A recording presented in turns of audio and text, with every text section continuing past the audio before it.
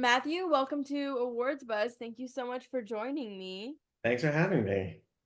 So Matthew, I'm very familiar with your Broadway work, and I'm very curious how sort of your experience as a playwright informed not only adapting the Casey McQuiston novel, but also your approach as a director.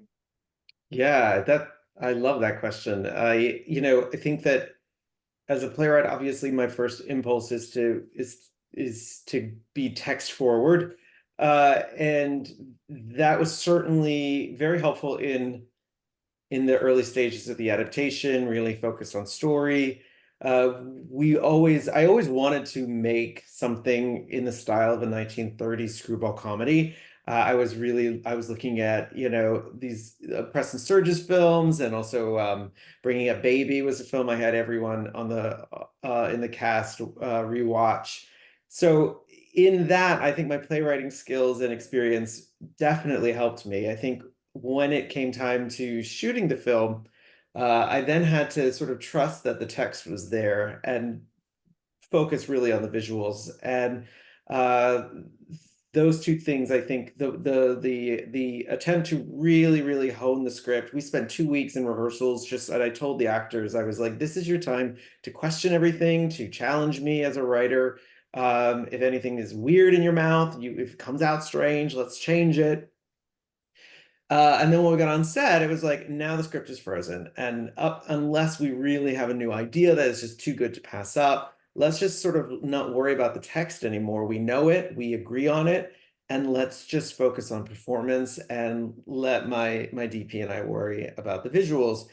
Um, the one thing that we did, which I was so happy with, which was we really focused on as many oneers as possible. Yeah, there were a lot of scenes where I didn't go in for coverage. I really wanted the actors to be loose and free in the frame together, sharing a frame together, playing the scene as if it were a play almost. And I think that definitely my theater training allowed me to help guide them to these natural performances that you see in the film.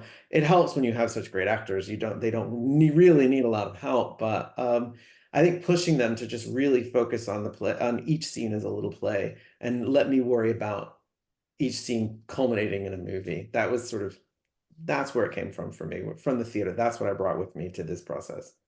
And I have to be honest, I actually didn't know that Red, White, and Royal Blue was sort of your film debut. And I say that because it comes across as very confident, and just hearing you speak, I feel like you really knew what you wanted. Um, and it was like a very self-assured debut. And so I wonder what did you sort of prioritize, and how did you sort of lock into these ideas? First of all, thank you.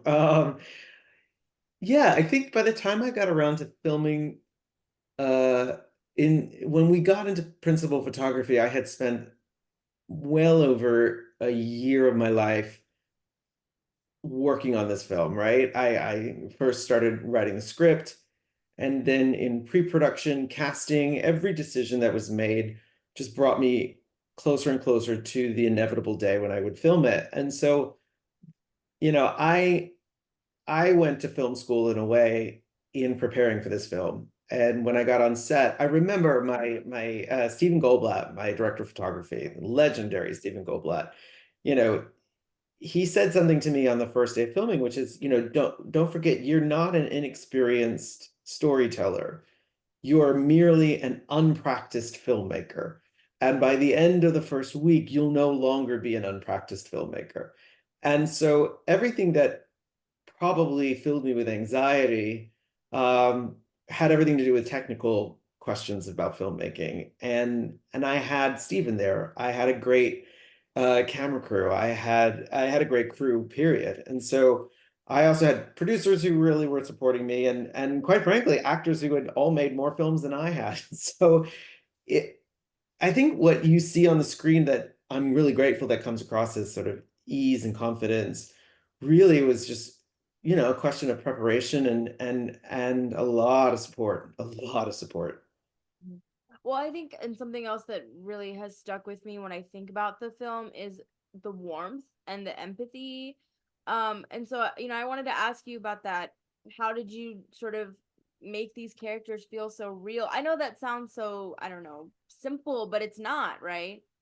No, I mean, look, I will answer your supposedly simple question with like a supposedly self-serving answer, which is like that's just who I am as a writer. You know, that's just how that's the world I operate. My plays, I think if I'm known for anything as a playwright, it's just having enormous empathy for my characters, and then that in turn just sort of creates enormous opportunities for the actors to have empathy for their characters, which then in turn creates empathy on the part of the audience.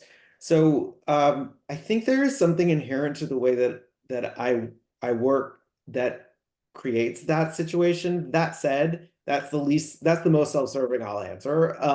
The truth is that Casey McQuiston wrote a great novel with really wonderful characters. And my job as the adapter and then as the director of the film was to make sure that their wonderful characters in the novel stayed as true as I could to who they were once they got on the screen. We had a great cast. We had a great cast, not only in terms of great actors who were so, appropriate for their roles. Every single person who came onto this film really took the job seriously, and they, whether it was Taylor and Nick in the leads, Taylor, Nick, and Uma in the leads, who all very much understood how important this book was to its fans. Through the entire company of actors, everybody knew that they were adapting a beloved novel, even if some of the actors may have never read the book themselves. Everybody understood that this book meant a lot of things to a lot of people. And so there was a lot of care that went into it. So I think also that's what you're seeing. I think we all really took the job very seriously. Mhm. And obviously you know your voice as a writer. You've been writing for a long time, but as you move into directing and continuing to direct more projects, what do you want that to look like?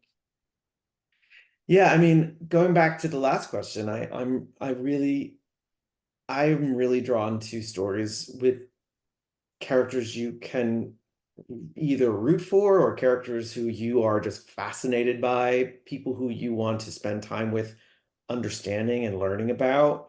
So as I'm looking for other film projects to make, of course, I'm also in the process of writing the sequel to Red, White, and We'll Royal get Blue. there. Yeah, yeah. It was just so nice to be able to. I spent every interview up until last week going, "Oh, don't say anything, don't say anything, don't say anything."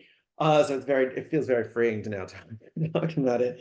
Yeah, I mean, the projects that I'm looking at, the projects that I'm developing right now as a filmmaker, I think the thing that unites all of them is just they're fascinating people inside those stories, whether it's a true story or whether it's a novel that I'm potentially adapting. I need to be fascinated by the people in it. I need to encounter a person either that I know so well, I know exactly how to write, or a character that fascinates me so much that I will get lost in it in examining them.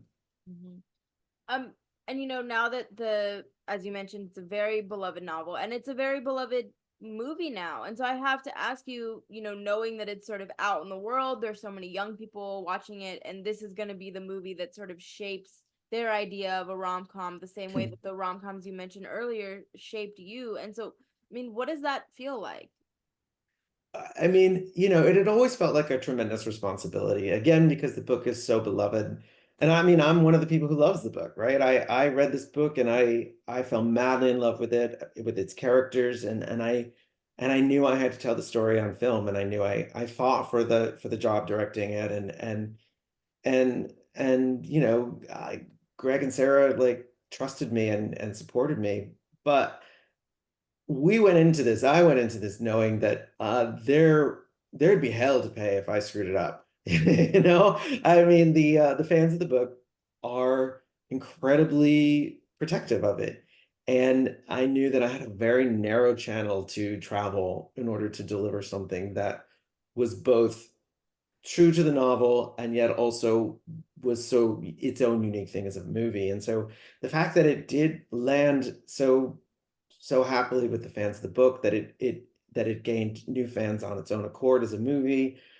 I mean, it's every filmmaker's dream. I am so grateful that I am my first film which was so high stakes just for me personally as a first movie, and then in addition, the high stakes quality of how beloved the novel is beyond my wildest dreams. We knew that people would see it because the book was so popular. We had no idea that it would do the thing that it did in the world, and we were all, I think, we're a bit not surprised, but just amazed. And then I think we've spent the last 9 months of our lives just absolutely delighted by it. Just really happy. I mean, there's just no other way to be other than just happy and delighted. Yeah, I love how you've just lit up, like you can see it in. Well, it's fun, you know? I mean, it's just absolutely nobody wants to spend 2 years of their life working on something and then just have it ignored. And the last thing you can say about our film is that it's been ignored, but it's another thing entirely for it to be loved and to feel that love coming from people who have seen it, you know, to have them express it both privately and very publicly. It feels great. So the scene that I feel like everyone talks about and loves is like the cake at the wedding, which was great. But my favorite scene of the movie is when the two of them are texting and they sort of are like in each other's faces. I thought that was so cute and clever, and I'd never seen anything like that before. So like, what scene from the movie as a fan now do you look back and maybe take the most joy in or the most pride in?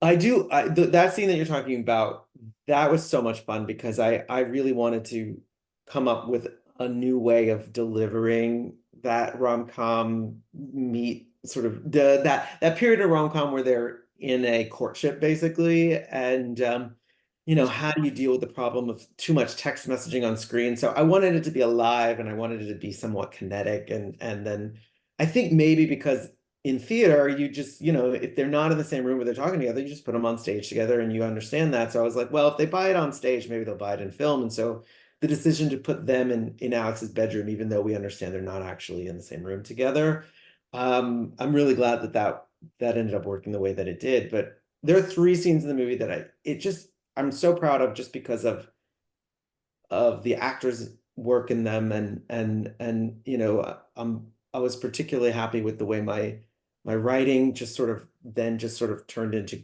you know went into their brains and became great performances, which is the scene between Taylor and Nick in Alex's bedroom after their first hookup with the key, and they're sort of declaring themselves to each other. I think that's just like peak chemistry for me between the two of them. And that was one of the last scenes we shot. They were so comfortable with each other by then.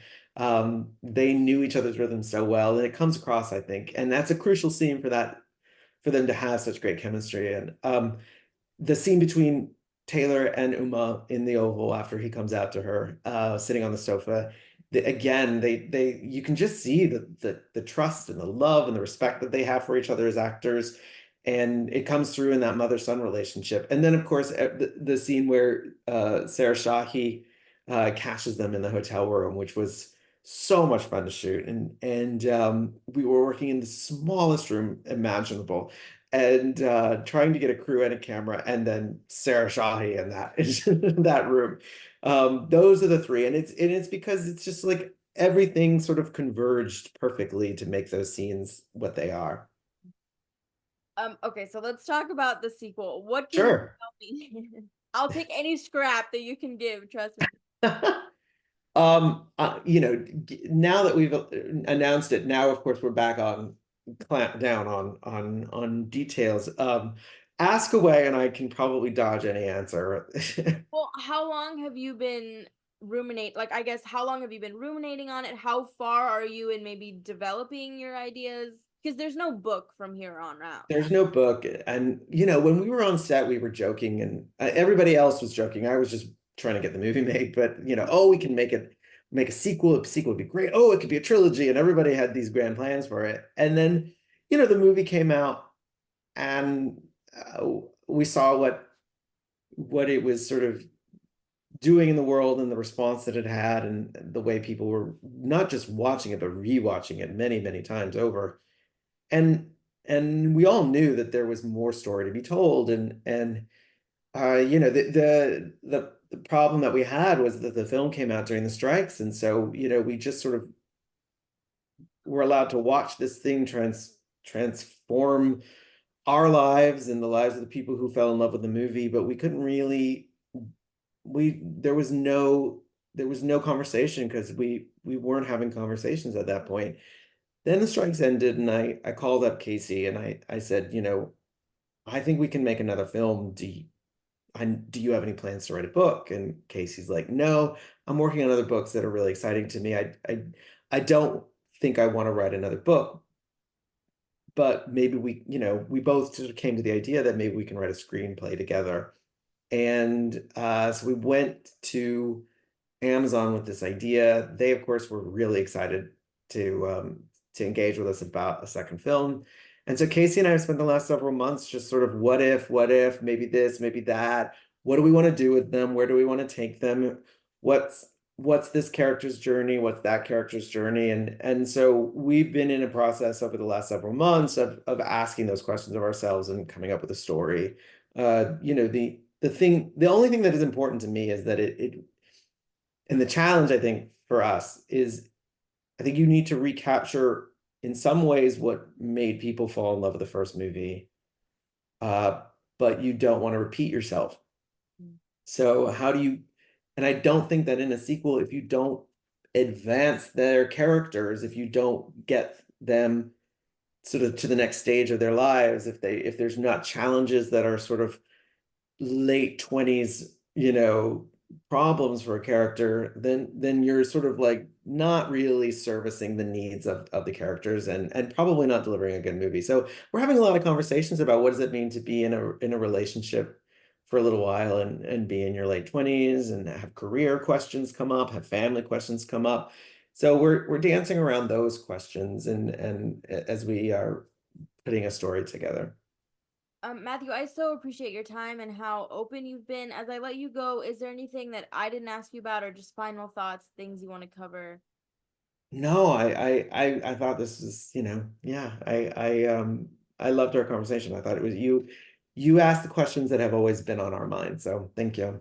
Well, I'm really excited to see what the happily ever after looks like in the sequel, and I hope we can touch base in the future. And thank you so much. Thank you.